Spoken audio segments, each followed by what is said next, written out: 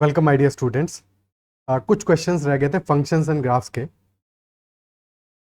तो फटाफट से कुछ क्वेश्चंस प्रैक्टिस कर लेते हैं फॉर दिस टॉपिक। ठीक है, सेपरेटली डिस्कस कर लेते हैं। साथ में जो प्रैक्टिस सेशन चल रहे हैं वो तो चल ही रहे हैं। और if you not connected with Telegram तो टेलीग्राम पे मुझे मैसेज कर सकते हो at ADITYAKT and you can also join the Telegram group CAT-ZAT-MBA। तो first question is from CMAT 2021 examination. Which of the following graphs represent the function of x? तो चार options हमें दिए हैं, इनमें से कौन कौन से ऐसे ग्राफ्स हैं which can be represented as the function of x. Function होने के लिए क्या इंपॉर्टेंट है कि if we are writing that y is equal to f of x, ठीक है, so for one particular value of x there should be one unique value of y। I repeat, for one particular value of x, ठीक है, एक x के लिए there should be a unique y। ठीक है, ऐसा हो सकता है there could be multiple x's. For example there can be कि x1 तुमने डाला, f of x1 is equal to y1, f of x2 can also be equal to y1, that is fine, this is fine, but ऐसा नहीं होना चाहिए कि f of x1 is equal to y1 and f of x1 is also equal to y2। तब फिर पंगा है, तब फिर ये फंक्शन नहीं हो सकता, then this is not a function। Okay, multiple x के लिए सेम y मिले कोई प्रॉब्लम नहीं है, बट सेम x के लिए मल्टीपल y नहीं मिलने चाहिए। और अगर ये बात समझ में आई है, so if you observe in the graph A, so we are getting unique value of y for each x, so yes, this is a function। if you observe B, for same value of x we are getting multiple value of y। एक x की value के लिए ये भी y है, ये भी y है, this is also y, so definitely this cannot be a function, ये function नहीं हो सकता। similarly C में भी यही कहानी है, if you can observe, so for same value of x there are two values of y। ठीक है, तो वर्टिकल लाइन टेस्ट कर सकते हो कि वर्टिकल लाइन टेस्ट से तुम ये आइडेंटिफाई करो कि क्या एक x के लिए मल्टीपल y मिल रहे हैं। अगर एक जगह पे भी मिल रहा है then that is not a function. Multiple जगह मिलना जरूरी नहीं, अगर एक पॉइंट पे भी मिल रहा है तो भी फंक्शन नहीं होगा। ठीक है, तो definitely this is also not a function. और last but not least D में भी देखोगे तो सारा वर्टिकल लाइन टेस्ट तुम पूरा गुजार के देख लो, तो एक x के लिए हमें एक ही यूनिक वैल्यू y मिलेगा, so this is also a function. तो A and D are function, option D will be our answer. ठीक है, और कितना भी कॉम्प्लेक्स ग्राफ क्यों ना दियो, बस तुमको यही टेस्ट करना है, वर्टिकल लाइन टेस्ट की हमारा एक x के लिए एक ही y मिलना चाहिए। जब तक ऐसा है तो that will B a function. Next question, if fx is equal to x square minus 3x plus 2 and gx is equal to x cube minus 2x, so we have to find the value of g of f of x for x is equal to 4। so we need to identify g of f of x for x is equal to 4, यानी कि g of f of 4 चाहिए हमको। सबसे पहले f of 4 पता लगाते हैं, तो x की जगह 4 पुट कर दो। अच्छा, कभी भी ऐसा क्वेश्चन जब कर रहे हैं हमें x की जगह 4 पुट करना है, एक तरीका तो ये है पूरी क्वेश्चन में x की जगह 4 रख दो, 4 square minus 3 into 4 plus 2। But कई बार क्या होगा, अगर वैल्यू बड़ी है तो कैलकुलेशन थोड़ी सी टिपिकल हो जाएगी। ठीक है, तो ज़्यादा बेटर अप्रोच क्या रहेगा, तुम सबसे पहले इसको, क्या हम इसको लिख सकते हैं एक्स स्क्वायर माइनस 3 को एक्स इंटू एक्स माइनस 3 लिख सकते हैं प्लस 2। और अगर ऐसा लिख सकते हो तो एक्स हो जाएगा 4, एक्स माइनस 3 हो जाएगा 4 माइनस 3 प्लस 2। क्योंकि ये वैल्यू बहुत बड़ी नहीं है, एक्स इक्वल टू 4 कोई बहुत बड़ा वैल्यू नहीं है, तो इजीली पहले भी कैलकुलेशन हो जाता। बट अगर ये वैल्यू बड़ी होती तो थोड़ा सा हमारे लिए कैलकुलेशन आसान होता है। यहाँ पे 4 into 1 this is 4 plus 2 6, f of 4 आ गया 6।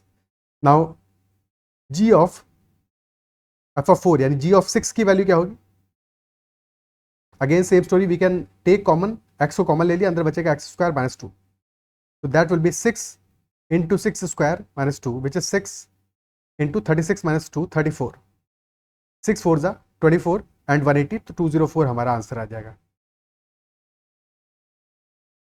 Option B. क्लियर है? ठीक है, अगला क्वेश्चन करते हैं। Next is f of x is equal to 3x plus 2 and gx is equal to x square minus 6x minus 10, so value of f of g of f of 2, f of g of f of 2,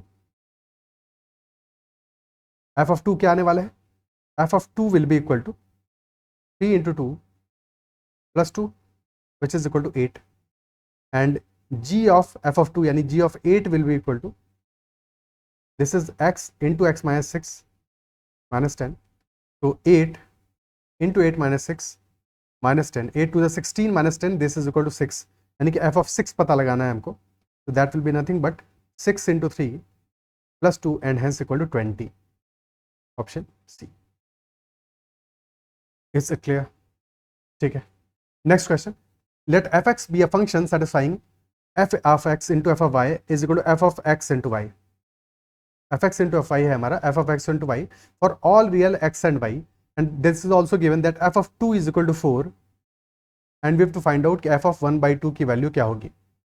तो we know कि 2 into 1/2 क्या आ रहा है, वो तो 1 आ रहा है, वो तो 1 आ रहा है, बट क्या हमें एफ ऑफ 1 की वैल्यू पता है? नहीं पता है। क्या एफ ऑफ 1 की वैल्यू पता लगा सकते हैं? तो अगर हम एक्स और वाई दोनों को 1 पुट कर दें तो ये एक्सप्रेशन क्या बन जाएगा? This will become F of 1 into f of 1, and that is equal to f of 1 into 1, which is 1 only. So this becomes f of 1 whole square minus f of 1, and that is equal to 0. अगर हम f of 1 common ले लेंगे यहाँ पे तो अंदर बच जाएगा f of 1 minus 1, and that is equal to 0. तो यानी कि या तो हमारा f of 1 इक्वल टू 0 होगा या f of 1 इक्वल टू 1 होगा, दोनों ही केसेस में एक्सप्रेशन हमारा 0 आने वाला है। ठीक है, तो f of 1 या तो 0 होगा या फिर 1 होगा। नाउ थिंक अबाउट इट, अगर हम 2 और 1/2 को मल्टीप्लाई करके 1 आ रहा है तो क्या हम लिख सकते हैं कि f of 2 into f of 1/2 and that is equal to f of 1। अब अगर एफ ऑफ 1 0 होने वाला है, अगर 0 होने वाला है तो उस केस में एफ ऑफ 1/2 भी 0 हो जाएगा या फिर 2 0 हो जाएगा, कोई सेंस नहीं बनता इस बात का। ठीक है, तो एफ ऑफ 1 हमारा 0 तो नहीं होगा for all real values of x, otherwise सारे के सारे हमारे सारी वैल्यूज के लिए फिर फंक्शन हमारा 0 ही होना पड़ेगा। ठीक है, तो एफ ऑफ 1 0 तो नहीं होगा, दैट इंप्लाइज कि f of 1 is equal to 1, ये हमारा आउटकम आएगा। क्योंकि अगर एफ ऑफ 1 0 हो जाएगा तो सारे के सारे जो फंक्शंस हैं हमारे सारी वैल्यूज के लिए फिर वो 0 ही करना पड़ेगा, बिकॉज फिर एफ ऑफ 3 हो वो भी 0 होगा, एफ ऑफ 1/3 भी 0 होगा, एफ ऑफ 5 भी 0 होगा, एफ ऑफ 1/5 भी 0 होगा, and so on. F of 2 equal to 4 नहीं होता, सो एफ ऑफ 1 हमारा 0 नहीं हो सकता, 1 होगा, और अगर 1 है तो इसको इक्वल टू 1 कर दोगे, so that way f of 1/2 हमारा आ जाएगा 1 upon f of 2 and hence equal to 1/4। Option B will be our answer. क्या ये क्लियर है? ठीक है, okay, next question, if f of x is equal to f of x minus 1 plus f of x plus 1 and f of 12 given है हमको that is equal to f of 10, f of 14 given है हमको that is 2 times f of 15, तो f of 13 की value क्या होगी? f of 12 given है, f of 14 का कनेक्शन given है। ठीक है, तो हम somehow ये जो f x is equal to f of x plus 1 and f of x minus 1 है, इसमें x की जगह पे 12 13 14 ऐसी कोई वैल्यूज डाल के कोशिश करते हैं अपना कोई एक्सप्रेशन बनाने की। f of 12 तो 10 है, लेट अस से f of 14 की बात करें, so can we write that f of 14 क्या होगा?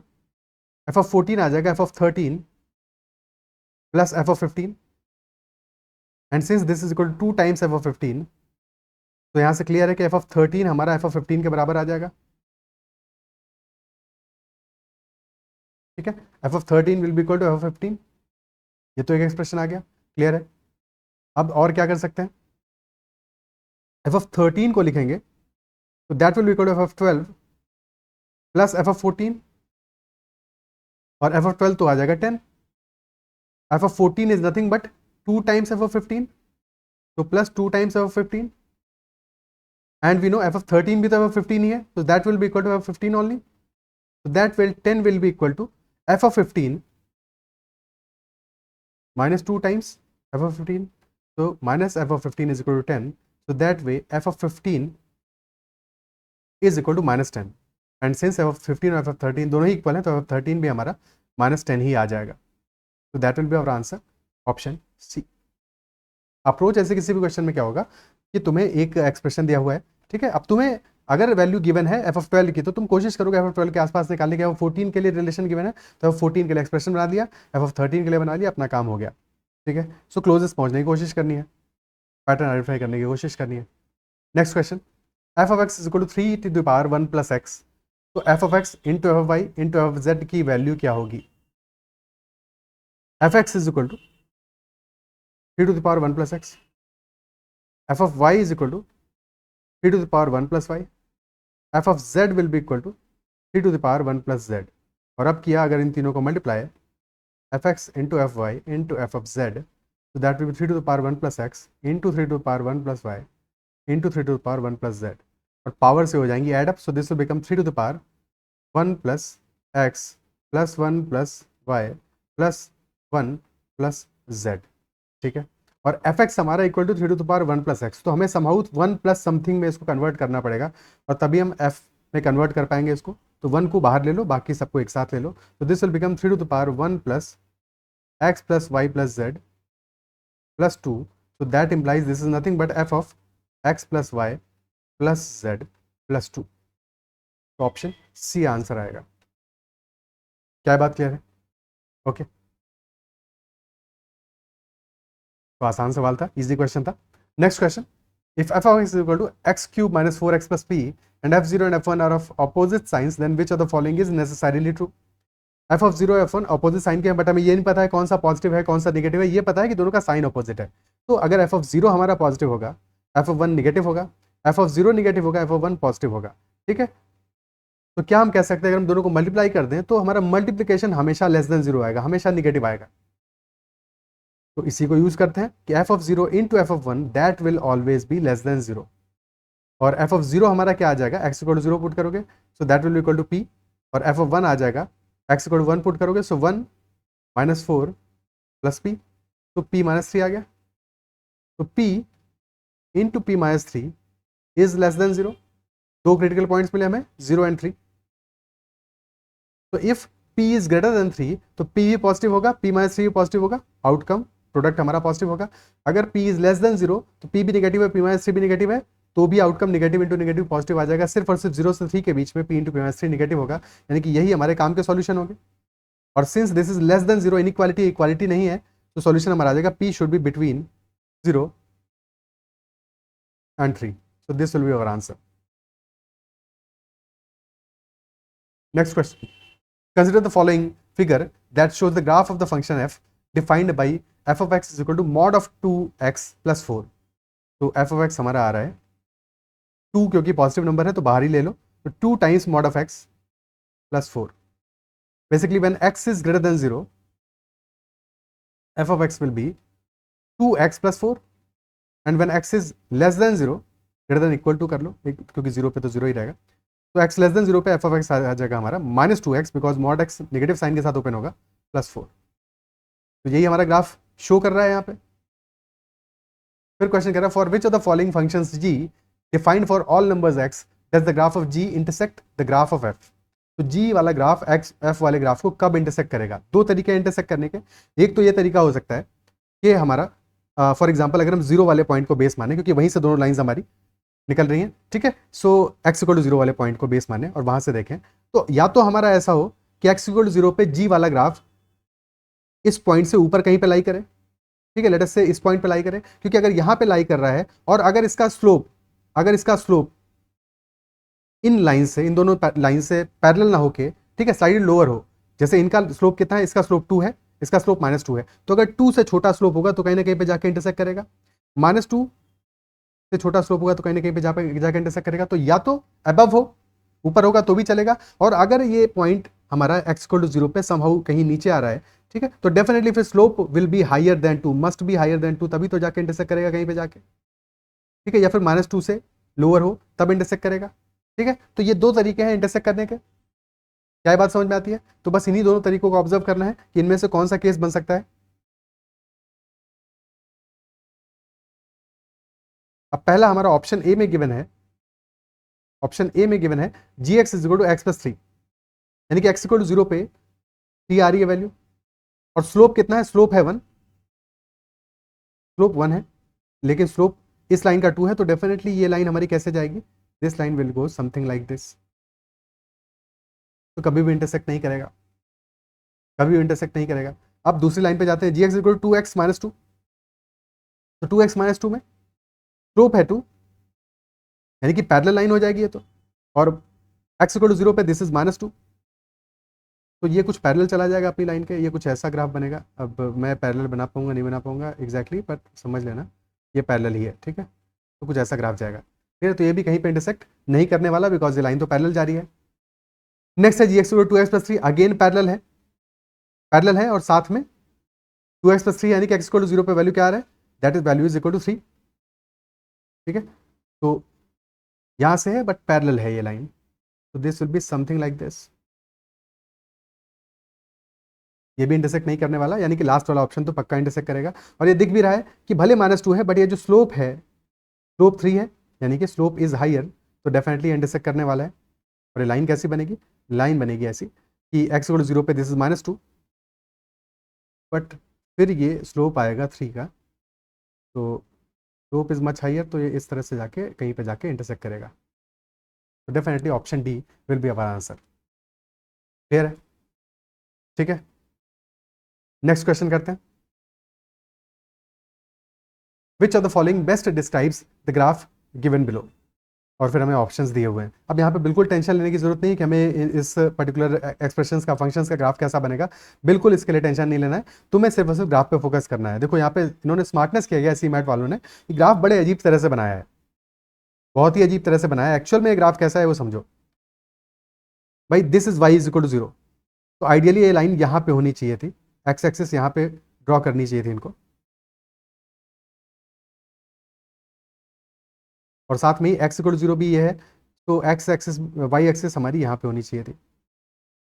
सही तो ये होता, बट वैसा नहीं किया उन्होंने तुमको कंफ्यूज करने के लिए x एक्सिस और y एक्सिस को अलग बना दिया, सो दैट तुम थोड़ा सा कंफ्यूज हो जाओ। ठीक है, अब यहाँ पे फोकस क्या करना है, तुम कुछ पॉइंट्स पे फोकस करो, एक्सप्रेशन को फिलहाल भूल जाओ। ठीक है, लेट अस से कि 6,0 एक पॉइंट है हमारे ग्राफ पे, तो देखो 6,0 किस किस ऑप्शन को सेटिस्फाई कर रहा है। ऑप्शन ए में तुमने x इक्वल टू 6 पुट किया और y is equal to 0 put किया, तो क्या आएगा, mod of x plus y क्या आ जाएगा, mod of x plus y आ जाएगा 6, और mod of x minus y भी आ जाएगा 6, 6 माइनस 6 आ जाएगा 0, जबकि यहाँ तो लिखा है 6, यानी कि ऑप्शन ए तो आंसर नहीं होगा।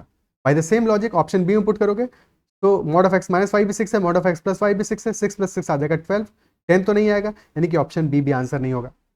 तो ए और बी तो एलिमिनेट हो गया, यानी कि सी और डी में से ही कोई एक आंसर होना है। अब अगर सी में पुट करेंगे तो सी में आ रहा है 6 minus 0 that is equal to 6, यानी कि सेटिस्फाई कर रहा है, तो इसको होल्ड पे रखना पड़ेगा, ये आंसर हो सकता है। सिमिलरली ऑप्शन डी में पुट करोगे so that will be 6 minus 6 that is equal to 0, तो ये भी आंसर हमारा हो सकता है। ठीक है, अब किसी दूसरे पॉइंट को ऑब्जर्व करो। फॉर एग्जाम्पल हमने इस पॉइंट को ऑब्जर्व किया, this point is 8,2, x equal to 8 पे वाई इक्वल टू 2 आ रहा है। ठीक है, तो 8,2 ऑब्जर्व करो, ऑप्शन सी में रखोगे तो क्या आएगा, मॉड ऑफ एक्स यानी कि मॉड ऑफ 8 आएगा, मॉड ऑफ वाई 2 आएगा, 8 माइनस 2 इज इक्वल टू 6, तो सी में तो सेटिस्फाई कर रहा है। डी में भी चेक कर लेते हैं, डी में क्या आएगा, mod of x plus y यानी mod of 8 plus 2 minus mod of x minus y minus mod of 8 minus 2, this is 10 minus 6 which is equal to 4 and not equal to 0, तो definitely D को satisfy नहीं कर रहा है, तो D भी answer नहीं होगा, ऑप्शन हमारा सी आंसर हो जाएगा। क्या बात क्लियर है? तो कुछ भी कितना भी टिपिकल ग्राफ क्यों ना दिया हो, तुम जो ग्राफ में पॉइंट्स दिए हैं 1 पॉइंट 2 पॉइंट 3 पॉइंट से तुम्हें डेफिनेटली पता लग जाएगा, एक पॉइंट से ऑप्शन एलिमिनेट हो जाएंगे, जो एलिमिनेट हो गया एक बार उसको तो दोबारा चेक करने की जरूरत नहीं है, फिर सेकंड पॉइंट से सिर्फ बाकी बचे ऑप्शन को चेक करोगे और तुम्हें अपना आंसर मिल जाएगा, मोस्ट प्रॉब्ली सेकंड पे, अदरवाइज एक और पॉइंट को चेक कर लेना। ठीक है, आगे बढ़ते हैं। These are all the questions, I believe session पसंद आएगा, क्वेश्चन समझ में आओगे। किसी भी क्वेश्चन का भी डाउट रहा तो कमेंट जरूर मेंशन कर, तुम्हारा खुद का भी कोई क्वेश्चन है ठीक है एडिशनल, तो तुम मुझे टेलीग्राम पे मैसेज कर सकते हो, साथ में टेलीग्राम ग्रुप पे भी मैसेज कर सकते हो। और अगर सेशन पसंद है तो उसको लाइक करना है, अगर आपने चैनल सब्सक्राइब नहीं किया है तो जरूर करना है। साथ में सीमैट के जो प्रैक्टिस सेशन मैं अपलोड कर रहा हूँ उनको भी लगातार चेकआउट करते रहना, तो मैक्सिमम बेनिफिट होगा। That is all for this session, bye bye, take care.